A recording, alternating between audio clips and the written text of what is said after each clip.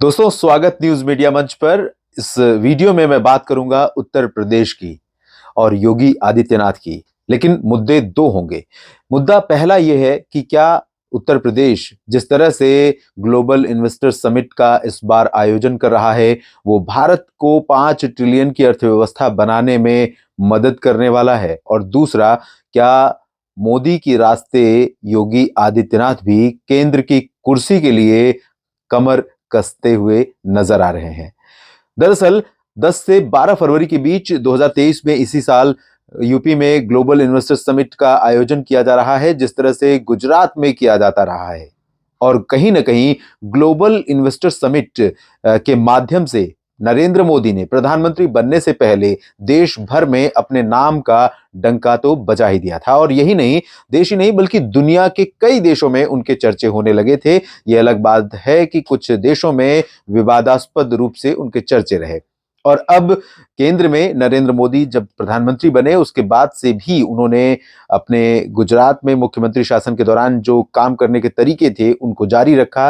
चीजों को बहुत व्यवस्थित ढंग से लोगों के सामने लाना और बुनियादी ढांचागत विकास को बढ़ावा देने की बातें करना, और देश ही नहीं दुनिया भर में भारत के बारे में चर्चा करना, और उसमें वो लगातार सक्रिय रहे और सफल भी रहे। और अब ये पहला मौका है जब आजादी के बाद उत्तर प्रदेश की तरफ से सरकार के अधिकारी दुनिया के 16 देशों में निकले और 16 देशों में रोड शो किए गए, तमाम तरह के कैंपेन किए गए, और मसला था उत्तर प्रदेश में निवेश को आकर्षित करना। और इस तरह से 16 देशों के 21 कंपनियों के प्रतिनिधियों से उत्तर प्रदेश सरकार के प्रतिनिधियों ने बातचीत की है, और जिसमें तकरीबन 7,12,000 करोड़ रुपए के निवेश के एमओयू यानी मेमोरेंडम ऑफ अंडरस्टैंडिंग, समझौता ज्ञापन जिसे कहते हैं, उस पर हस्ताक्षर किए गए हैं।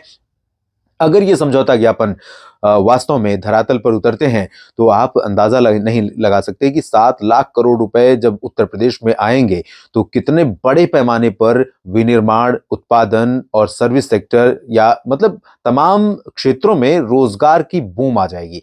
जो जिस रोजगार के लिए उत्तर प्रदेश के युवा भटक रहे हैं, जिस रोजगार के लिए लोग सरकार की ओर टकटकी लगाए बैठे हैं, जो तैयारी करने वाले बच्चे हैं वो तैयारी करते हैं और उन्हें नौकरियों की उम्मीद होती है सरकार की तरफ से।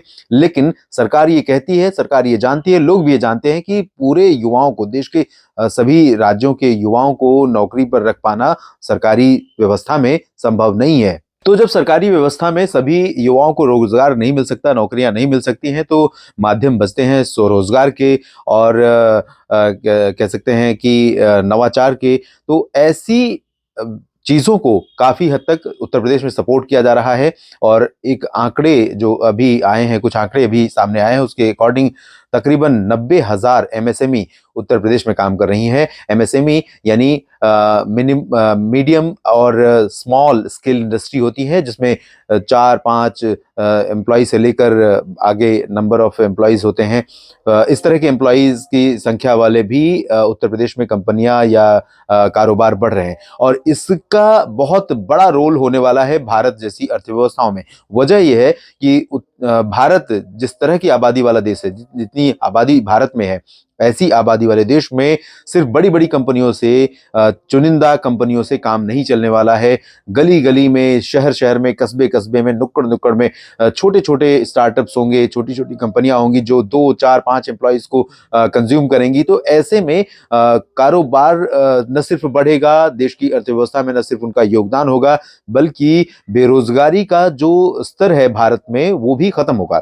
तो फिलहाल 90,000 एमएसएमई इस समय उत्तर प्रदेश में काम कर रही है, और उत्तर प्रदेश सरकार 7,12,000 करोड़ रुपए के टारगेट को लेकर आगे बढ़ रही है निवेश का। और इतना बड़ा निवेश अगर आता है इंटरनेशनल लेवल पर, और उसके बाद जब आज मुख्यमंत्री योगी आदित्यनाथ ने मुंबई से शुरुआत कर दी है देश में राष्ट्रीय कैंपेन की, जिसके अंतर्गत वो देश के अपने जो निवेशक हैं, इन्वेस्टर हैं, उनको आकर्षित करना चाहेंगे, राज्य में निवेश करने की बात करेंगे। अगर मान लीजिए 2-3 लाख करोड़ रुपए यहां से आ गए तो लगभग 10 लाख करोड़ का टारगेट उनका पूरा होगा। और 10 लाख करोड़ रुपए का निवेश उत्तर प्रदेश में आता है तो बड़े पैमाने पर उत्तर प्रदेश में डेवलपमेंट होंगे, और साथ ही साथ राज्य में कह सकते हैं निर्माण, उत्पादन, विनिर्माण, यानी हर तरफ बूम आएगी और इसका फायदा उत्तर प्रदेश के आम लोगों को मिलेगा। उत्तर प्रदेश की अर्थव्यवस्था सुदृढ़ होगी और साथ ही साथ भारत को $5 ट्रिलियन की अर्थव्यवस्था बनाने की दिशा में उत्तर प्रदेश का एक बहुत बड़ा योगदान भी होगा। और उत्तर प्रदेश का लक्ष्य अकेले $1 ट्रिलियन की इकोनॉमी बनना भी है और वो बन सकता है। वजह यह है कि इसके उत्तर प्रदेश भारत का सबसे बड़ी आबादी वाला राज्य है। 25 करोड़ के आसपास या उससे ज्यादा की आबादी है और ये पूरे भारत में कई राज्यों को मिलाकर जितनी आबादी होगी उतनी आबादी है। तो ऐसे में कंज्यूमर भी यहाँ पर हैं और लेबर भी यहाँ पर हैं, यानी उपभोक्ता भी बड़ी संख्या में है, श्रम करने वाले भी बड़ी संख्या में हैं और इनोवेटिव माइंडसेट भी है उत्तर प्रदेश में। तो कहीं ना कहीं उत्तर प्रदेश में भारत की अर्थव्यवस्था की जो ग्रोथ है उसका इंजन बनने की कैपेसिटी है और इसका जिक्र प्रधानमंत्री नरेंद्र मोदी ने स्वयं किया था। तो काफी कुछ बदलने वाला है और एक साल ये जो है 2023 का उत्तर प्रदेश के लिए बहुत महत्वपूर्ण होने जा रहा है। हालांकि अभी योगी आदित्यनाथ के लिए 27 तक कोई चिंता की बात नहीं है। पूर्ण बहुमत में सरकार आई है और 2027 में चुनाव होंगे, 22 में चुनाव हुए थे और अभी उनके लिए चिंता की बात नहीं। लेकिन जिस तरह से योगी आदित्यनाथ को लेकर के भाजपा में चर्चा होती रही है, संघ में जिस तरह से योगी आदित्यनाथ के पक्ष में लोग खड़े होते हैं और योगी आदित्यनाथ को जिस तरह से समर्थन मिल रहा है जनता का, इससे ऐसा लगता है कि कहीं ना कहीं बीजेपी और स्वयं योगी आदित्यनाथ और उनकी टीम इमेज बिल्डिंग में लग गई है।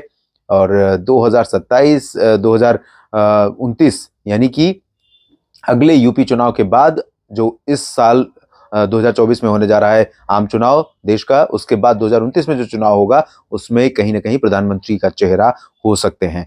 तो ये कवायद, ये तरीका थोड़ा सा मिलता जुलता लगता है नरेंद्र मोदी से। और नरेंद्र मोदी भी भले शादीशुदा हैं लेकिन एक तरह से बैचलर की जिंदगी वो जी रहे हैं और उसी तरह से जीवन है योगी आदित्यनाथ का। तो लगता है कि अगला प्रधानमंत्री भी भारत को एक ऐसा व्यक्ति मिलने जा रहा है या मिल सकता है 2029 में जो संभवतः योगी आदित्यनाथ के रूप में होगा। फिलहाल इस वीडियो में इतना ही। आप अपनी प्रतिक्रिया जरूर इस वीडियो में दें कमेंट बॉक्स में और आगे भी मैं आपके साथ जुड़ता रहूंगा और इस तरह के मुद्दों पर बात करता रहूंगा। धन्यवाद।